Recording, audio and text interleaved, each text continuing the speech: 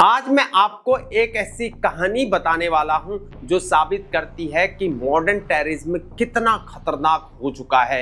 एक 20 साल का लड़का 3 देशों में घूमता है, चौथे देश की आइडियोलॉजी को अपनाता है और 5वें देश के कॉन्फ्लिक्ट को अपना बहाना बनाता है। अगर मैं आपको कहूं कि एक 20 साल का पाकिस्तानी लड़का जो कनाडा में रहता था, वो ब्रुकलिन के यहूदी सेंटर में इतना बड़ा हमला करने वाला था कि उसके अपने शब्दों में यह 9/11 के बाद अमेरिकी धरती पर सबसे बड़ा अटैक होगा और यह सब होना था 7 अक्टूबर 2024 को, हमास अटैक की पहली एनिवर्सरी पर। तो इसे आप क्या कहेंगे? आज इस वीडियो में जानिए पूरी सच्चाई मोहम्मद साजिद खान के ISIS के प्लॉट की। यह सिर्फ कहानी नहीं है दोस्तों, यह न्यू एज टेररिज्म का एक ब्लूप्रिंट है और अगर हमने इसे समझा नहीं तो हम सब खतरे में हैं। जय हिंद दोस्तों, मैं हूं हीरा परिहार और आप देख रहे हैं देशभक्ति डायलॉग। अगर आप चैनल पर नए हैं तो चैनल को जरूर सब्सक्राइब करें, वो वीडियो को लाइक व शेयर करना ना भूलें। मेरे दोस्तों, आज हम बात करने वाले हैं एक ऐसे टेरर केस की जिसने अमेरिकी सिक्योरिटी एजेंसियों को हिलाकर रख दिया है। मोहम्मद साजिद खान, उम्र सिर्फ 20 साल और पाकिस्तान का नागरिक और कनाडा में रहता था। इसका दूसरा नाम था साजिद जदून। लेकिन दोस्तों, इस साधारण से दिखने वाले लड़के के दिमाग में चल रहा था ISIS के लिए अमेरिका में सबसे बड़े टेरर अटैक का प्लान। दोस्तों, आज हम जानेंगे कि क्या था इसका असली प्लान और कैसे पकड़ा गया यह टेररिस्ट। क्या है FBI डायरेक्टर काश पटेल का बयान। अब आते हैं असली कहानी पर। दोस्तों, यह केस सिर्फ एक टेरर प्लॉट नहीं है, यह एक पूरी तरह से प्लान्ड मास जेनोसाइड का प्रयास था, जहां खान का टारगेट था ब्रुकलिन न्यूयॉर्क का एक यहूदी सेंटर। वह मकसद था जितने ज़्यादा यहूदी लोगों को नुकसान पहुंचाया जा सके। साथ ही चुनी गई तारीख थी 7 अक्टूबर 2024 और दोस्तों, यह तारीख रैंडम नहीं थी, यह हमास के इजराइल अटैक की पहली एनिवर्सरी थी। इसका मतलब साफ था कि खान इस अटैक को सिंबॉलिक बनाना चाहता था। मेरे दोस्तों, इसे मल्टीनेशनल टेरर पैटर्न कहा करते हैं। मतलब जन्म पाकिस्तान में, निवास कनाडा में, टारगेट अमेरिका और यहाँ पर इंस्पिरेशन ISIS इराक सीरिया और जस्टिफिकेशन इजराइल फिलिस्तीन कॉन्फ्लिक्ट। अब हम यहाँ पर बात करते हैं कि यहाँ पर वेपन्स का प्लान पर, जहाँ असॉल्ट राइफल और ऑटोमेटिक वेपन्स और यहाँ भरपूर तरीके से यहाँ पर अम्यूनिशन। दोस्तों, सबसे डरावनी बात यह है कि खान ने यह कहा था कि अगर यह अटैक सफल हो जाता तो यह 9/11 के बाद अमेरिकी धरती पर सबसे बड़ा टेरर अटैक होता। यहाँ पर फेडरल प्रोसिक्यूटर के मुताबिक खान का गोल था कि ऑटोमेटिक वेपन्स का इस्तेमाल करके जितने ज़्यादा यहाँ पर यहूदी कम्युनिटी के सदस्यों को यहाँ पर नुकसान पहुँचाया जा सके। अब बात करते हैं कि कैसे बिगनी हुई और यह खतरनाक जर्नी, जहां नवंबर 2023 से मोहम्मद साजिद खान ऑनलाइन ISIS को सपोर्ट कर रहा था। इन्वेस्टिगेशन से पता चला कि वो इंटरनेट पर ISIS के फेवर में बातें किया करता था। दोस्तों, सवाल है क्या यह कोइंसिडेंस है यहाँ पर या कैलकुलेटेड स्ट्रेटेजी है? मेरा एनालिसिस ये कहता है कि यह कैलकुलेटेड है। क्यों? कारण नंबर 1, अलग अलग देशों की कानूनी कमजोरियों का फायदा उठाना। कारण नंबर 2, इंटेलिजेंस एजेंसियों के बीच कम्युनिकेशन गैप। नंबर 3, लीगल यहाँ पर ज्यूरिडिक्शन कंफ्यूजन। दूसरा पॉइंट है यहाँ पर साइकोलॉजिकल प्रोफाइलिंग कि 20 साल का लड़का है और फॉरेन कंट्रीज में यहाँ पर अकेला रहता है और प्रॉब्ली यहाँ पर आइसोलेटेड। यह परफेक्ट यहाँ पर रेडिकलाइजेशन टारगेटेड है। तीसरा पॉइंट यहाँ पर सिंबॉलिक डेट को चुनना। 7 अक्टूबर यह रैंडम नहीं था, यह एक कैलकुलेटेड साइकोलॉजिकल वॉरफेयर था। अब आते हैं यहाँ पर अंडरकवर ऑपरेशन पर। लेकिन दोस्तों, यहाँ आती है FBI की चतुराई। खान को लगता था कि वो अपने साथी यानी कि टेररिस्ट से बात कर रहा है, लेकिन हकीकत में वो अंडरकवर लॉ इन्फोर्समेंट ऑफिसर से बात कर रहा था और खान अपना डेटा सारा शेयर कर चुका था, जो अपने अटैक प्लान्स की पूरी डिटेल्स और वेपन्स की यहाँ पर रिक्वायरमेंट्स और अटैक की प्लानिंग और असॉल्ट राइफल्स और यहाँ पर जो एम्यूनेशन है उसके इंस्ट्रक्शन, ये सब डेटा लीक कर चुका था। दोस्तों, सोचिए अगर यह अंडरकवर ऑपरेशन नहीं होता तो क्या होता। एक 20 साल का लड़का ISIS की आइडियोलॉजी से भरा हुआ था और अमेरिका में मासूम लोगों पर हमला करने की यहाँ पर प्रिपरेशन कर रहा था। अब आते हैं उस दिन पर जब यह खतरनाक प्लांट जो है रुक गया। 4 सितंबर 2024 यह दिन था जब कनाडाई अधिकारियों ने मोहम्मद साजिद खान को यहाँ पर अरेस्ट कर लिया और गिरफ्तारी की जगह थी यहाँ पर क्यूबेक कनाडा अमेरिकी बॉर्डर के पास। खान अमेरिका जाने की यहाँ पर पूरी कोशिश कर रहा था। दोस्तों सोचिए कितना यहाँ पर परफेक्ट टाइमिंग था। अगर कुछ दिन और देर हो जाती तो खान अमेरिकी बॉर्डर क्रॉस करके यहाँ पर न्यूयॉर्क पहुँच जाता। दोस्तों यह गिरफ्तारी यहाँ पर अकेले कनाडा की नहीं थी, यह था यहाँ पर अमेरिकी और कनाडाई लॉ इन्फोर्समेंट का यहाँ पर जॉइंट इन्वेस्टिगेशन। FBI की मल्टीपल यहाँ पर फील्ड ऑफिसेस का कोऑर्डिनेशन, इंटरनेशनल इंटेलिजेंस की शेयरिंग, जिसमें FBI की मल्टीपल ऑफिसेस यहाँ पर इन्वॉल्व हुआ था। New York FBI, Chicago FBI, Los Angeles FBI। दोस्तों यह दिखाता है कि आज के ज़माने में टेररिज्म से लड़ने के लिए यहाँ पर इंटरनेशनल कोऑपरेशन कितना ज़्यादा इसकी नीड है। दोस्तों अब सबसे खतरनाक पार्ट डिजिटल रेडिकलाइजेशन एनालिसिस की बात करते हैं। नवंबर 2023 से यहाँ पर ऑनलाइन एक्टिव, यानी सिर्फ 10-11 महीने में यहाँ पर कंप्लीट तरीके से ये टेररिस्ट बन चुका था। दोस्तों ट्रेडिशनल रेडिकलाइजेशन में यहाँ पर टेररिस्ट बनने में सालों लग जाते थे, आज यहाँ पर महीने काफ़ी हैं। अब बात करूँ यहाँ पर डिजिटल रेडिकलाइजेशन के स्टेजेस की, तो यहाँ पर नंबर 1 स्टेज में हम बात करेंगे पैसिव कंजप्शन की। 1-2 महीने जिसमें यहाँ पर ISI प्रोपोगंडा को वीडियोस को देखना और यहाँ पर एक्सट्रीम कंटेंट को लाइक एंड शेयर करना। स्टेज नंबर 2 में बात करता हूँ एक्टिव इंगेजमेंट की, 2-4 महीने लगा लो, जिसमें यहाँ पर ऑनलाइन ग्रुप्स को ज्वाइन करना और कमेंट्स में यहाँ पर एक्सट्रीमिस्ट व्यूज़ को एक्सप्रेस करना। और स्टेज नंबर 3 नेटवर्क को बिल्डिंग करना, 4-6 महीने लग सकते हैं, जिसमें यहाँ पर अदर एक्सट्रीमिस्ट से यहाँ पर कॉन्टैक्ट बनाना व यहाँ पर प्राइवेट मैसेजिंग को यहाँ पर शुरू करना। स्टेज नंबर 4 में बात करता हूँ यहाँ ऑपरेशनल प्लानिंग की, 6 महीने लग सकते हैं, जिसमें एक्चुअल अटैक प्लानिंग और वेपन्स और लॉजिस्टिक की बात हो सकती है। मेरे दोस्तों अब बात करते हैं FBI डायरेक्टर काश पटेल के उस बयान की जिसने पूरी दुनिया की ध्यान को अपनी ओर खींचा है। Major news alert this afternoon, Mohammed Sajid Khan was extradited to the United States on charges of attempting to provide material support to ISIS and attempting to commit acts of terrorism।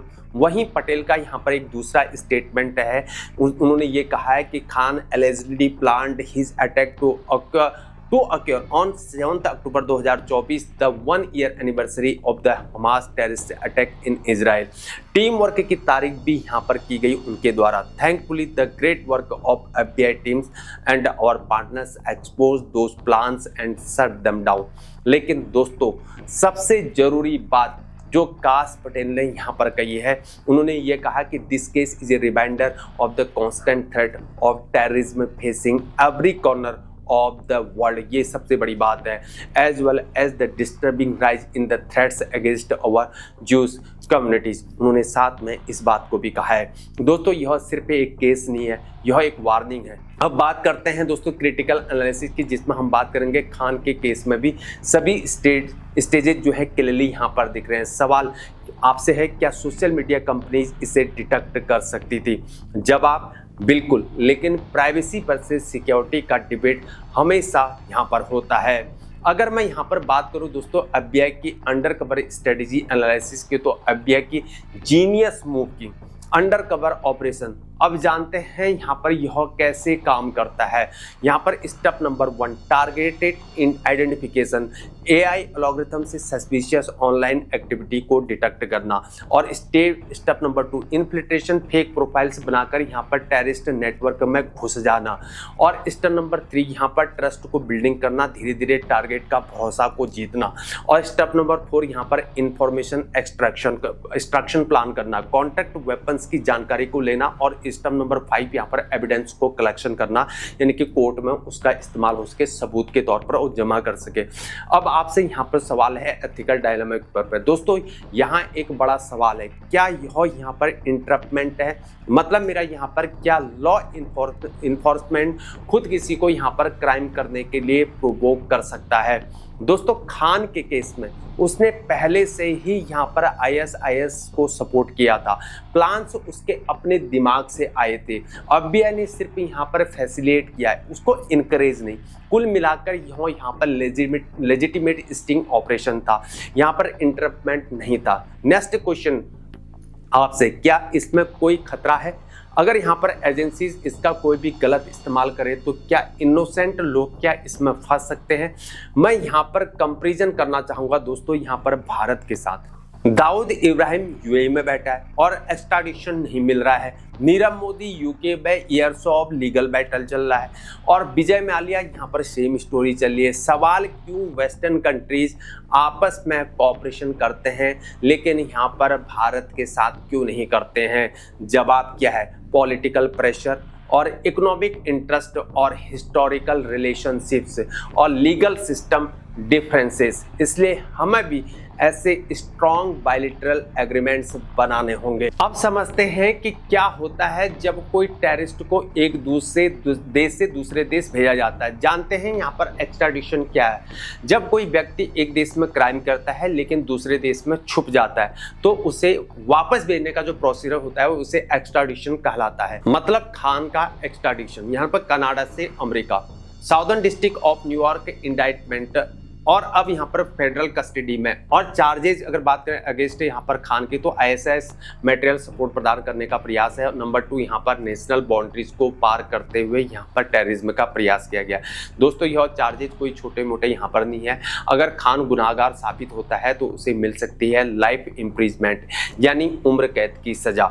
US attorney जे कालेटन का यहाँ पर एक बयान भी है। कालेटन ने कहा कि खान का प्लान था यहाँ पर ऑटोमेटिक वेपन्स का इस्तेमाल करके जितने ज़्यादा यहाँ पर यहूदी कम्युनिटी के मेंबर्स को यहाँ पर नुकसान पहुंचाया जा सके। न्यूयॉर्क कोर्ट में पेशी होगी, खान को न्यूयॉर्क की कोर्ट में पेश किया जाएगा और अमेरिकी जस्टिस सिस्टम अब इस केस को आगे बढ़ाएगा। दोस्तों अब बात करते हैं कि यह केस क्यों सिर्फ एक व्यक्ति का मामला नहीं है बल्कि एक बड़े ग्लोबल थ्रेट का एक पार्ट है। ग्लोबल टेररिज्म पैटर्न क्या है? पाकिस्तान में जन्म है, कनाडा में निवास है, अमेरिका में अटैक प्लान है, आईएसआईएस से यहाँ पर आइडियोलॉजी कनेक्शन है, वह इजराइल हमास कॉन्फ्लिक्ट से यहाँ पर सिंबॉलिक यहाँ पर कनेक्शन है।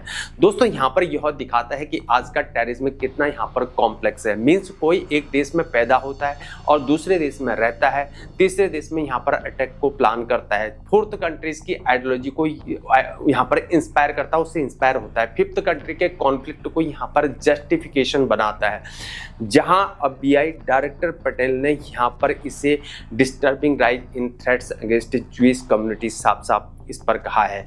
यह सिर्फ अमेरिका की नहीं बल्कि पूरी दुनिया की एक प्रॉब्लम है मेरे दोस्तों। इसलिए भारत के लिए यहाँ पर अपॉर्चुनिटीज हैं जिसमें अमेरिका के साथ काउंटर टेररिज्म कोऑपरेशन को यहाँ पर बढ़ा सकते हैं या अन्य कंट्रीज के साथ, और पाकिस्तान बेस्ड टेररिज्म पर जॉइंट प्रेशर को हमेशा डाल सकते हैं। टेक्नोलॉजी शेयरिंग पर यहाँ पर डिजिटल सर्विलांस को बढ़ा सकते हैं। यह केस यहाँ पर प्रेसिडेंट सेट करता है कि मॉडर्न टेररिज्म को कैसे यहाँ पर हैंडल करना है। अब दोस्तों बात करते हैं कि सोशल मीडिया का रोल। नवंबर 2023 से खान ऑनलाइन एक्टिव था और यह दिखाता है कि इंटरनेट पर रेडिकलाइजेशन कितनी यहाँ पर फास्ट हो रहा है। यह केस प्रूव करता है कि अकेला कोई भी देश यहाँ पर टेररिज्म से नहीं लड़ सकता है। अमेरिका कनाडा कोऑर्डिनेशन से ही यहाँ पर ये प्लॉट रुका है। अब यहाँ पर बात करते हैं कि इस केस से हमें यहाँ पर क्या सीखना चाहिए और भविष्य में कैसे ऐसे केसेस से बचा जा सकता है। नंबर 1 यहाँ पर इंटरनेट की सर्विलांसिंग जरूरी है। नंबर 2 नवंबर 2023 से यहाँ पर खान ऑनलाइन एक्टिव था। अगर सोशल मीडिया मॉनिटरिंग बेहतर हो तो ऐसे लोगों को पहले ही पकड़ा जा सकता है। और नंबर 2 की बात करेंगे यहाँ पर इंटरनेशनल कोऑर्डिनेशन की, यानी कि अमेरिका कनाडा का टीम वर्क इस केस की सफलता की एक चाबी है। पूरी दुनिया में ऐसा कोऑपरेशन बनना बहुत जरूरी है। नंबर 3 यहाँ पर अंडरकवर ऑपरेशन। FBI के अंडरकवर एजेंट्स की वजह से खान के पूरे प्लान्स का पता चल गया। यह टेक्निक्स और भी जगह इस्तेमाल होनी चाहिए। नंबर 4 बात करूंगा यहाँ पर कम्युनिटी अवेयरनेस की। यहूदी कम्युनिटी को यहाँ पर विशेष प्रोटेक्शन की जरूरत हो सकती है, लेकिन सिर्फ सिक्योरिटी नहीं, यहाँ पर अवेयरनेस भी जरूरी है। अब बात करते हैं यहाँ पर भारत के लिए क्या सीख हो सकती है। दोस्तों यह केस भारत के लिए भी बहुत ही ज़्यादा इम्पोर्टेंट है, क्योंकि पाकिस्तान से आने वाले थ्रेट्स हैं, आईएसआईएस की आइडियोलॉजी का फैलना और सोशल मीडिया पर यहाँ पर रेडिकलाइजेशन होना, इंटरनेशनल टेरर नेटवर्क। इसलिए भविष्य में ऐसे केसेस से बचने के लिए यहाँ पर बेहतर इंटेलिजेंस को शेयर करना पड़ेगा। सोशल मीडिया कंपनीज का यहाँ पर बेहतर कॉपरेशन चाहिए। कम्युनिटी यहाँ पर बेस्ट प्रिवेंशन प्रोग्राम से यूथ में काउंटर यहाँ पर रेडिकलाइजेशन प्रोग्राम चलने चाहिए। मोहम्मद साबिस खान ने सोचा था कि वो 9/11 के बाद अमेरिका में सबसे बड़ा अटैक करेगा, लेकिन FBI डायरेक्टर काश पटेल और उनकी टीम ने इन चीज को साबित कर दिया कि टेररिज्म कभी भी यहाँ पर नहीं जीत सकता है। आज यहूदी कम्युनिटी यहाँ पर अमेरिका में सेफ है, अमेरिका सेफ है और दुनिया एक खतरनाक टेररिस्ट से बच चुकी है। अब सबसे जरूरी सवाल, क्या हमें और ऐसे केसेस देखने को मिलेंगे? तो मेरा एनालिसिस यहाँ पर कहता है कि यस, और यह बढ़ेगा भी। कारण हो सकते हैं यहाँ पर डिजिटल डिवाइड, सोशल मीडिया यहाँ पर एल्गोरिथम एक्सट्रीम कंटेंट को यहाँ पर प्रमोट करता है। यहाँ पर सोशल मीडिया, इंस्टाग्राम देखा आपने, इको चैम्बर से यहाँ पर बनते हैं। फैक्ट चेकिंग यहाँ पर मैकेनिज्म यहाँ पर कमजोर है। नंबर दूसरे यहाँ पर जियोपॉलिटिकल टेंशन से है, मिडिल ईस्ट कॉन्फ्लिक्ट से है और इजराइल पैलेस्टाइन इशू है, कश्मीर का इशू है, इस्लामोफोबिया एक और चल रहा है, इस्लामोफोबिया का राइज है और इकोनॉमिक फैक्टर्स की जहां यूथ जो है अनएम्प्लॉयमेंट बहुत ज़्यादा बढ़ रहा है, इनकम इनइक्वलिटी बढ़ रही है, लिमिटेड अपॉर्चुनिटीज है। दोस्तों मेरे कुछ की पॉइंट्स हैं, मैं यहाँ पर बात करना चाहूँगा। यहाँ पर नंबर 1 मॉडर्न टेररिज्म है, मल्टी डायमेंशनल है। यह सिर्फ एक देश की प्रॉब्लम नहीं है, यहाँ पर एक ग्लोबल अप्रोच चाहिए। यहाँ पर नंबर 2 की बात करो, टेक्नोलॉजी है double edge sword. Same technology जो हमारी लाइफ को यहाँ पर आसान बनाती है, तो वही चीज़ जो है यहाँ पर टेररिज्म के लिए भी यहाँ पर वो इस्तेमाल होती है। यहाँ पर प्रिवेंशन से बेहतर है यहाँ पर अर्ली डिटेक्शन। 10 महीने में टेररिस्ट बन जाना पॉसिबल है। हमें यहाँ पर सिग्नल से जल्दी रोल पकड़ने होंगे और इसने इंटरनेशनल कोऑपरेशन यहाँ पर जरूरी है। अकेला कोई भी देश इस प्रॉब्लम को सॉल्व नहीं कर सकता है। दोस्तों कमेंट्स में आप मुझे बताओ कि आपको यहाँ पर क्या लगता है कि यहाँ पर सोशल मीडिया कंपनीज को और जिम्मेदारी और रिस्पॉन्सिबिलिटी यहाँ पर लेनी चाहिए। भारत को अपने काउंटर टेररिज्म स्ट्रेटजी में यहाँ पर क्या बदलाव करने चाहिए? क्या आपने अपने आसपास कोई यहाँ पर सस्पिशियस एक्टिविटीज़ को देखा है? दोस्तों अगर आपको यह डिटेल्ड एनालिसिस अगर पसंद आया है तो लाइक बटन को दबाइए और सब्सक्राइब करना मत भूलिए चैनल को, और बेल आइकॉन को भी दबा दीजिए। अपने फ्रेंड्स और फैमिली के साथ इस वीडियो को शेयर कीजिए ताकि वो भी जान सकें। दोस्तों हमेशा याद रखिए, वेरीफाइड न्यूज़ देख के फेक न्यूज़ से बचिए और टेररिज्म के खिलाफ हमेशा आवाज़ उठाइए। दोस्तों टेररिज्म तब जीतता है जब हम यहाँ पर डरते हैं, लेकिन जब हम अवेयर होते हैं, अलर्ट होते हैं और यूनाइटेड रहते हैं तो हमेशा हम जीतते हैं। इसलिए stay safe, stay informed, stay alert, stay United. आज तक के लिए इतना ही, फिर मुलाकात होगी। तब तक के लिए राम राम। कालिका माता की जय, भारत माता की जय।